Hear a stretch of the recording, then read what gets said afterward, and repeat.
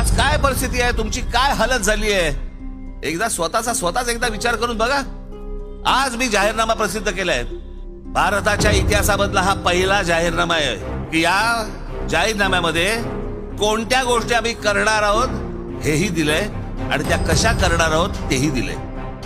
मी ठेवू शकलो असतो ना महाराष्ट्र सेना, अजून काहीतरी राजसेना, वाटेल ठेवू शकलो असतो. मला माझं जे स्वप्न आहे त्या स्वप्नात मला सांगायचंय काय, मला काय करायचंय, मला नवनिर्माण करायचंय. आणि या नवनिर्माणाची संधी मी आज तुमच्याकडे सगळ्यांकडे मागतोय, महाराष्ट्राकडे मागतोय. ही संधी गेली, तुमच्या आयुष्यातली परत 5-5 वर्ष निघून जाणार.